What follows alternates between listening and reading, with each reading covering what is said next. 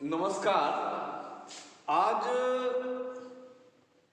यतीन्द्र मिश्र द्वारा लिखा गया पाठ नौबत खाने में इबादत, हम आज इसका अध्ययन कर रहे हैं।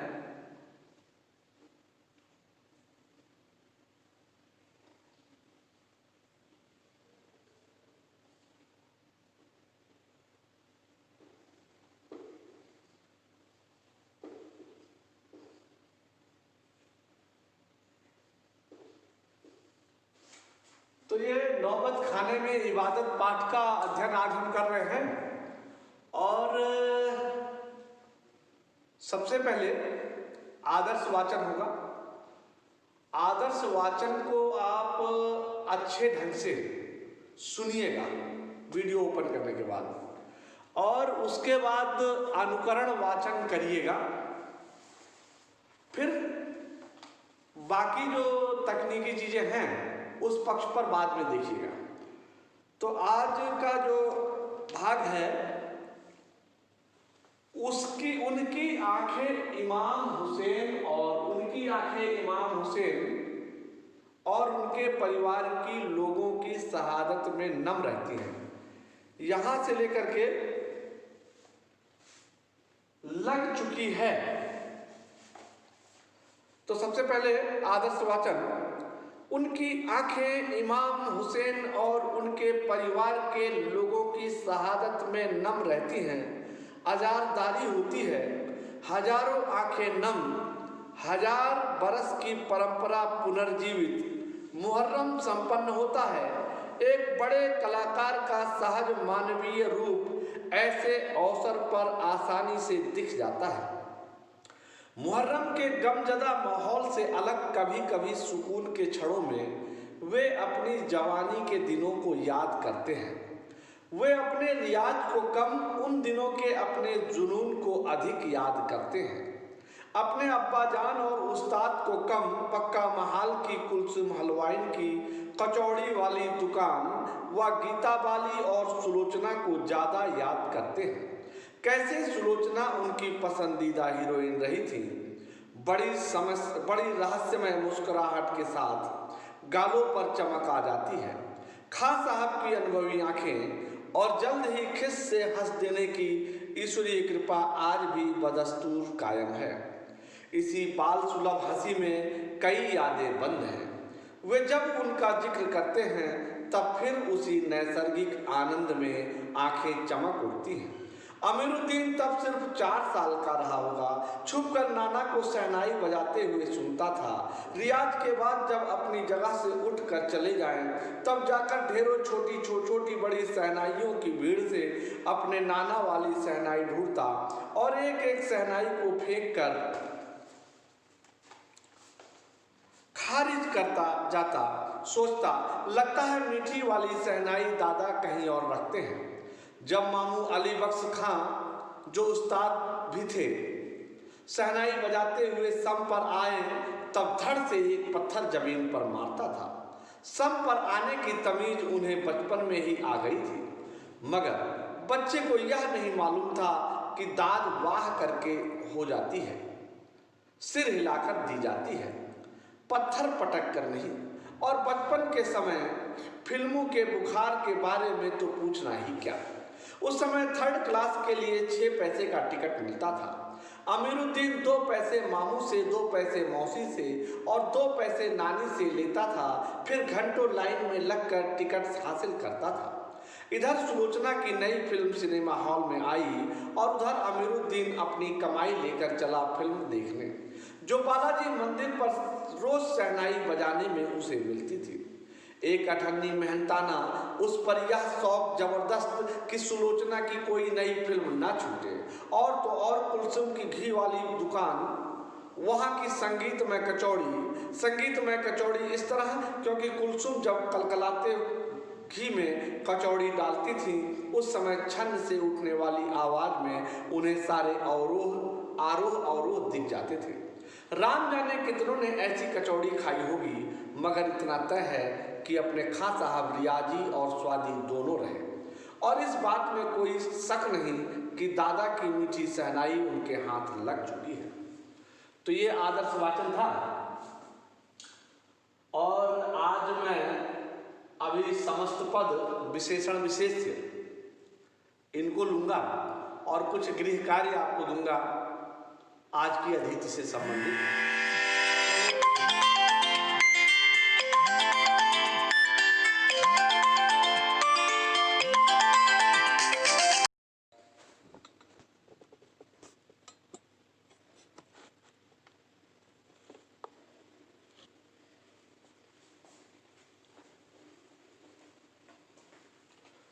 तो क्षमा कीजिएगा, अभी फोन आ जाने के कारण बीच में डिस्कनेक्ट हो गया।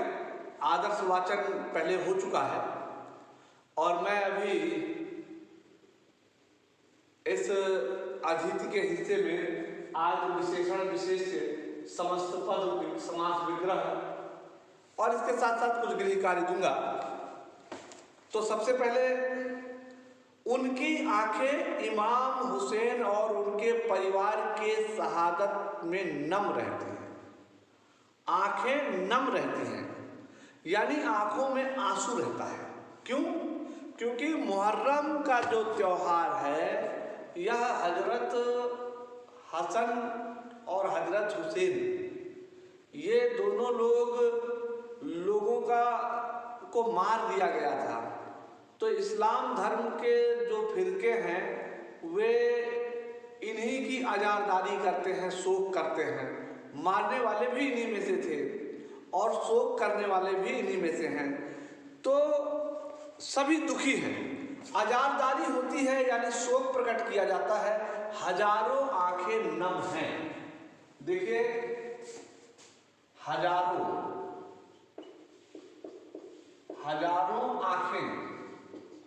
आंखें विशेष हो गया और नम कौन है? आंखें।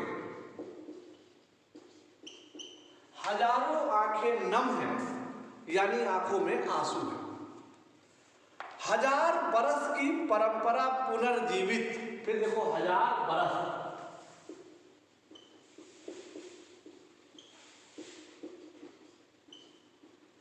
हजार बरस की परंपरा पुनर्जीवित, फिर से जीवित हो उठती है। क्योंकि हसन और हुसैन की मृत्यु के बाद ये मुहर्रम त्योहार चला। आज भी लोग, सभी मुसलमान उनको याद करते हैं, इसलिए ये परंपरा पुनर्जीवित हो गई। एक बड़े कलाकार का सहज मानवीय रूप। देखो, बड़े शब्द विशेषण है और कलाकार विशेष है।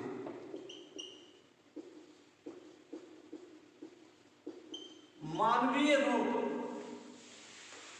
ऐसे अवसरों पर आसानी से दिख जाता है। मुहर्रम के गमजदा माहौल से अलग कभी कभी सुकून के क्षणों में अपनी जवानी के दिनों को याद करते हैं।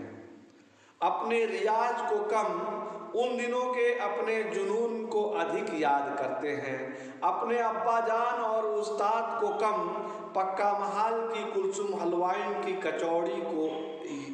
कचौड़ी वाली दुकान और गीता बाली और सुलोचना को ज़्यादा याद करते हैं।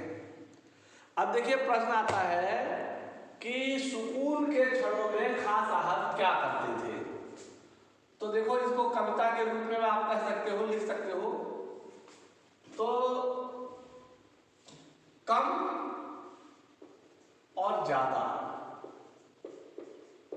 कम किसे याद करते हैं? देखो, जवानी के क्षणों में, जवानी के दिनों को याद करते हैं। अपने रियाज को कम याद करते हैं। किसको कम करते हैं? रियाज यानी अभ्यास। और जुनून को ज्यादा याद करते हैं।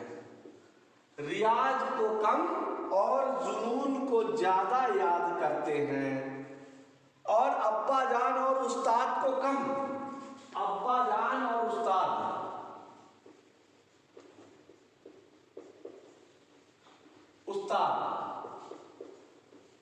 को कम और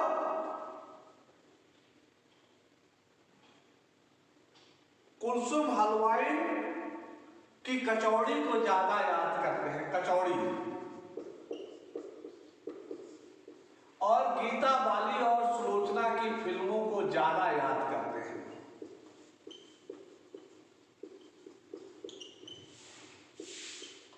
अब इस पर आपको एक स्वरचित कविता लिखनी है, इसी पर स्वरचित कविता।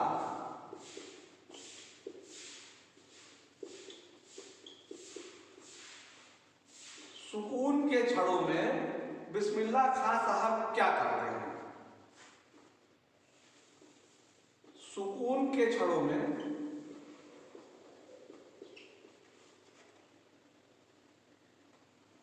खां साहब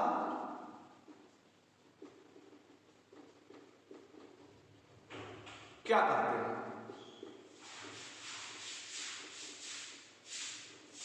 इस विषय पर एक स्वरचित कविता।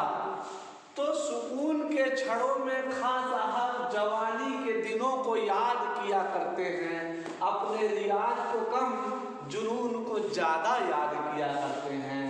अब्बा जान और उस्ताद को कम सुलोचना की कचौड़ी, कुलसुम हलवाइन की कचौड़ी को ज्यादा याद करते हैं, गीता बाली और सुलोचना की फिल्मों को ज्यादा याद करते हैं। ऐसे ही एक कविता में इसको बड़े आसानी से याद हो जाएगा, और जब पेपर दोगे आप तो आपके लिए बहुत आसान होगा। तो कैसे सुलोचना उनकी पसंदीदा हीरोइन रही थी।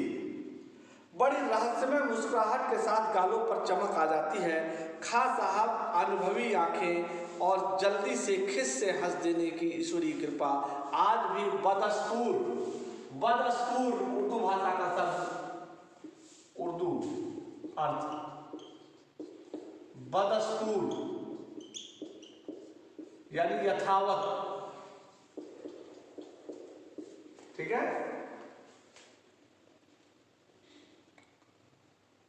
इसी बाल सुलभ हंसी में कई यादें बंद हैं।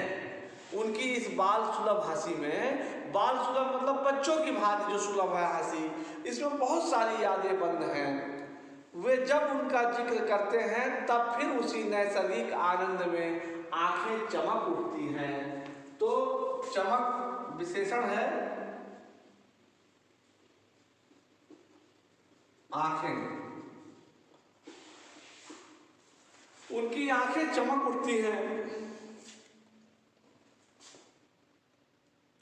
खां साहब की अनुभवी आंखें, इसी बाल सुलभ हंसी में कई यादें बंद हैं। वे जब उनका जिक्र करते हैं तब फिर उसी नैसर्गिक यानी स्वाभाविक प्राकृतिक आनंद में आंखें चमक उठती हैं। अमीरुद्दीन तब सिर्फ 4 साल का रहा होगा। साल विशेष्य हो गया और 4 विशेषण, सिर्फ 4 साल उम्र रही होगी अमीरुद्दीन की। छोटी बड़ी सहनाइयों की उजागर ढेरों छोटी बड़ी द्वंद्व समास होगा, छोटी बड़ी, छोटी और बड़ी,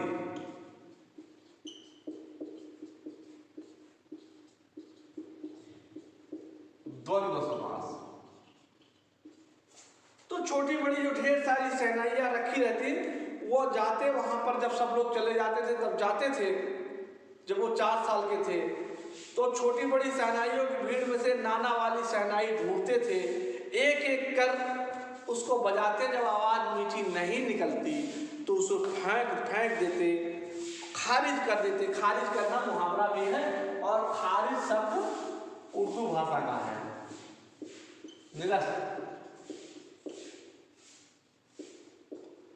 निरस्त कर देते थे।